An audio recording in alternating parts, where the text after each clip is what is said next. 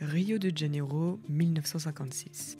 La ville est en pleine effervescence, c'est l'âge d'or d'un Brésil moderne et cosmopolite où tout semble possible. Le climat est doux, les plages de Copacabana et Ipanema deviennent des lieux iconiques et la fête rythme la vie quotidienne. Le carnaval, avec ses costumes colorés et ses sambas endiablés, incarne la joie de vivre d'un peuple tourné vers la musique et la danse. Dans ce décor idyllique, une nouvelle génération d'artistes rêve de quelque chose de différent. Une musique plus intime, légère et bohème. En s'inspirant de la samba, il commence à créer une nouvelle sonorité, moderne et élégante, qui reflète un Rio en pleine transformation. C'est dans ce contexte que la bossa nova va naître. Mais Rio, ce n'est pas seulement le luxe des plages et la fête. Derrière les cartes postales se cachent les favelas où vit une partie importante de la population. Des quartiers marqués par la pauvreté, mais aussi par une incroyable richesse culturelle. Ici aussi, la musique joue un rôle central, exprimant les espoirs et les réalités du quotidien. Au cœur de cette effervescence culturelle, un homme se distingue, Vinícius de Moraes. Poète, diplomate et passionné de musique, il est déjà une figure incontournable de la scène artistique brésilienne. Ses recueils, empreints de romantisme et de mélancolie, célèbrent l'amour et la beauté du quotidien. Mais Vinícius est aussi un homme de projet. En 1956, il travaille sur une pièce de théâtre ambitieuse, Orfeu de Conceição, une réinterprétation moderne du mythe d'Orphée situé dans une favela de Rio. Pour composer la musique de ce projet, il fait appel à un jeune pianiste talentueux, Antônio Carlos Jobim. Ce sera le début d'une collaboration qui changera le visage de la musique brésilienne. Antônio Carlos Jobim, ou Tom Jobim, est l'un des piliers de la bossa nova. Né à Rio, il grandit fasciné par la musique classique et les rythmes brésiliens. Dès ses débuts comme pianiste et compositeur, il montre un talent exceptionnel pour mélanger tradition et modernité. Jobim compose des morceaux à l'élégance rare, portés par des mélodies simples mais inoubliables. Il marquera l'histoire avec des albums légendaires. Chacun de ses disques témoigne de son génie musical et de sa capacité à réinventer la musique brésilienne. Sa collaboration avec Vinícius de Moraes pour Orfeu de Conceição sera le point de départ d'un mouvement musical qui conquérera le monde. Leur musique est un pont entre deux mondes. Vinícius puise dans la poésie romantique et les traditions brésiliennes, tandis que Jobim s'inspire du jazz de Sinatra, des harmonies de Ravel et de l'élégance de Duke Ellington. Mais avant eux, au début des années 1950, des musiciens comme Johnny Alf, Laurindo Almeida et Luis Bonfa avaient déjà commencé à mêler samba et jazz, posant ainsi les bases de cette révolution musicale. Ensemble, ils réinventent la samba en créant une musique douce et sophistiquée, la bossa nova. Quand Vinícius et Jobim se rencontrent, leur alchimie est immédiate. Ensemble, ils imaginent une nouvelle façon de faire de la musique. Là où la samba est festive et rythmée, la bossa nova se veut douce, minimaliste, presque intime. Des harmonies sophistiquées, des mélodies simples mais élégantes, une guitare jouée comme un murmure, c'est cette subtilité qui définit la bossa nova. Plus qu'un genre musical, elle incarne un style de vie, fait de légèreté, de modernité et d'un certain art de vivre brésilien. João Gilberto, qu'on surnomme Omito, est l'âme de la bossa nova. Né dans l'état de Bahia, il commence à jouer de la guitare dès son adolescence. Fasciné par les rythmes brésiliens et la musique américaine qu'il entend à la radio. Ses débuts sont difficiles, son style minimaliste presque chuchoté dérange dans un monde où la samba règne encore en maître. C'est dans les années 50 qu'il quitte Bahia pour Rio de Janeiro. C'est à ce moment-là qu'il croise la route de Vinícius de Moraes et Tom Jobim, deux artistes déjà en quête d'une nouvelle manière de faire vibrer la musique brésilienne. Leur rencontre est décisive. Avec Jobim à la composition et João à l'interprétation, ils donnent naissance au tout premier album de bossa nova, Chega de Saudade, sorti en 1958. Cet album est une révolution. Il ne ressemble à rien de ce qui n'existait auparavant. João y pose les bases du genre avec sa voix douce et son jeu de guitare unique.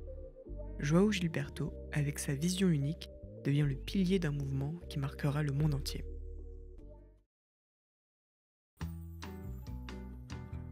Avant d'être un succès planétaire, The Girl from Ipanema était un simple poème écrit par Vinicius de Moraes, inspiré par une jeune femme nommée Eloisa Pinheiro qu'il voyait passer chaque jour sur la plage d'Ipanema. Vinicius capture l'élégance et la légèreté de cette silhouette dans des vers qui respirent Rio. La première version musicale voit le jour en 1962, dans un album live. Ce disque réunit Vinicius, Jobim et João Gilberto. On y entend pour la première fois cette mélodie, désormais iconique. Un an plus tard, en 1963, c'est le chanteur Perry Ribeiro qui enregistre la première version studio de la chanson. Malgré sa qualité, Garota de Ipanema reste encore loin du tube que l'on connaît aujourd'hui. Ce n'est qu'une étape, un prélude à ce qui s'apprête à devenir l'un des morceaux les plus célèbres de l'histoire de la musique.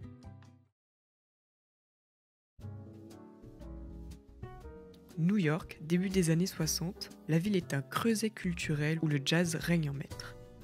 Les clubs de Harlem et du Village vibrent au son des saxophones et des pianos.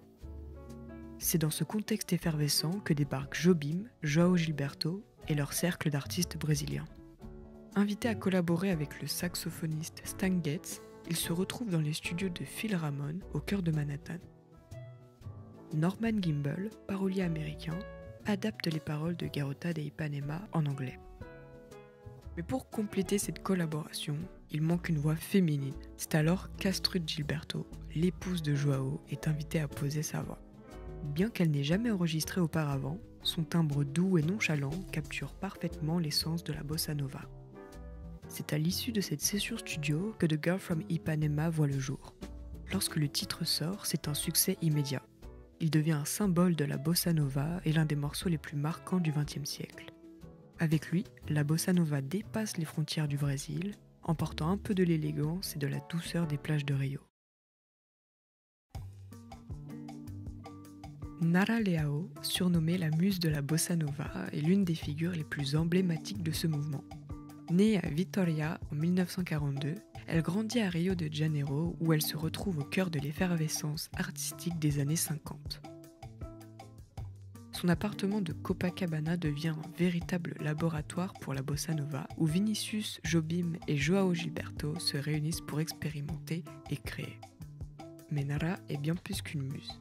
Avec sa voix douce et naturelle, elle incarne la simplicité et l'élégance du genre. Pourtant, elle ne se limite pas à la bossa nova. Sensible aux inégalités sociales, elle s'engage rapidement dans des projets plus engagés, donnant une voix aux marginalisés à travers des chansons de protestation. Dans un Brésil marqué par les tensions politiques des années 60, Nara fait le pont entre l'insouciance de la bossa nova et l'urgence d'une musique plus consciente. Elle reste un symbole d'élégance et d'audace, une artiste qui a su allier charme et conviction. À partir de 1964, la bossa nova, symbole de légèreté et de modernité, entre dans une période de transition.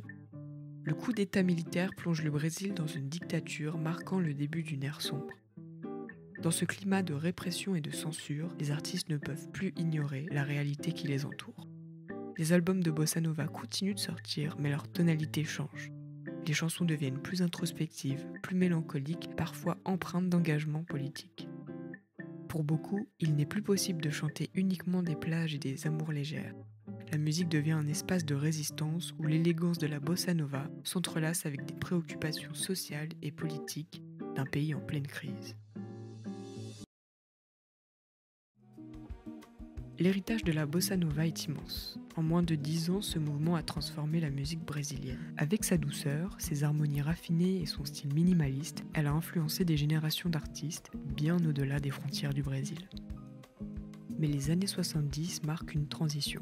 La bossa nova laisse peu à peu place à des genres plus audacieux, plus électriques comme le tropicalisme et la musique populaire brésilienne. Des artistes comme Caetano Veloso, Gilberto Gil ou Gal Costa mêlent les sonorités brésiliennes à des influences rock, psychédéliques et hippies venues des États-Unis et d'Europe.